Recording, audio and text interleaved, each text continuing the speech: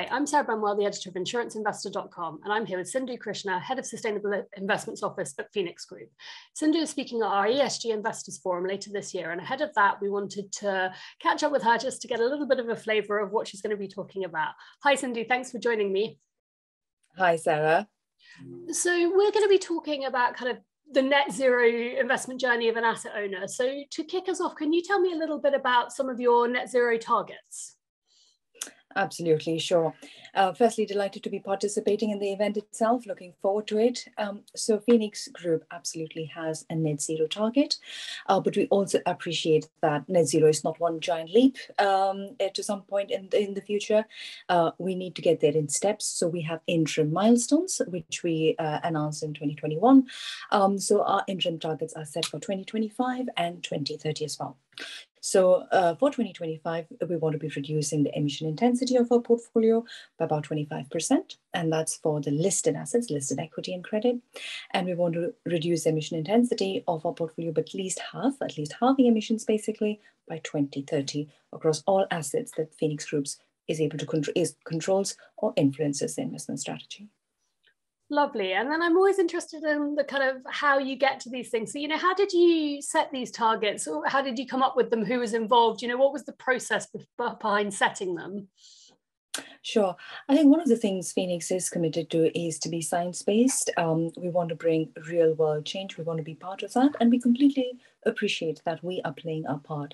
And everybody has to do so, whether it's policymakers, corporates, and us as individuals. All of us have to do our bit. So in our endeavor to be science-based, we looked at leading think tanks, at the International Energy Agency, the Intergovernmental Panel on Climate Change, the IPCC. We looked at the 1.5 degree pathways. So we looked at the possible ways we can get to net zero and looked at the targets, the interim targets that we need. And now it led to the setting of those targets that I just mentioned to you. We also had a consultancy whom we partnered with to help us on the journey. So there was loads of stakeholders internally, some support that we took from a consultant. But again, the main thing was looking at science-based guidance to help us with those targets. Lovely. And obviously, 2025 is still somewhere away and 2030 even further. But, how far on that journey have you come? Have you made any changes so far? And if so, are there any lessons that you've learned that you might be able to share along the way of your journey? Absolutely, Sarah. So I think as we've announced, the first area we're looking at listed equity and credit. One of the good things in that space for listed assets is more data points. So there's already frameworks. So hence we are approaching that asset class in the first instance. We've been working very closely with our asset management partners in terms of what does a decarbonization strategy look like. What does this mean for our portfolios, investment portfolios? How do we tilt? What's the basis of tilting? So we've been doing all of those testing.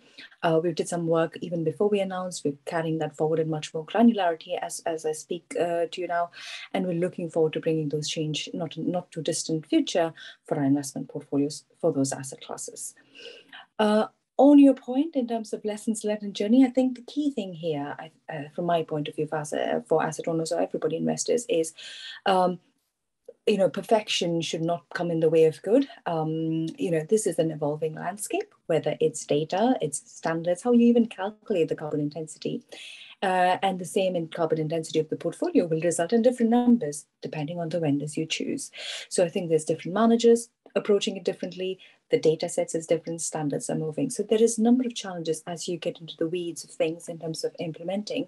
But again, progress is important because where we are coming from is as a financial risk from climate change, and we need to react. We need to make our portfolios resilient and not also capture an opportunity. So we have to make progress. But again, this is in a world which is constantly evolving and improving. I completely agree. And, given that context and the fact that the world is evolving and that this is a process and a journey in many ways, how can you make sure that you stay on track with your goals, and have you put anything into the process to kind of monitor and manage and make sure that you are kind of taking the steps along the journey? Great question. Absolutely, Sarah, because that's part of the process that we want to weave this into the fabric of organization in terms of how we approach the broader ESG consideration, but also more specifically on climate. So we have in public domain in our climate report the governance structure that we have, which will monitor progress, pause, make sure we're on track. If you're not, what do we do, etc. So we have got processes in place to pause and review, reflect, and move on. It is a standard, sustainability is a standard agenda item in our governance forums, at management level as well as the more senior board level. So we've constantly have this topic being considered in all of our discussions internally and governance forums as well. So absolutely, so that we have frameworks in place to check our progress against our objectives. Great, thank you so much. I can't wait to hear more about this from you and other delegates at our conference later in the year. I look forward to it, Sarah. Thank you. Thanks. I've got to try and remember what I said now. Great, thank you. And I'm always sort of really interested in the backstory and the operational side of kind of these targets and things. And I'd be interested to know, how did you set the targets? Who was involved? How were those decisions made? And what's that kind of process like?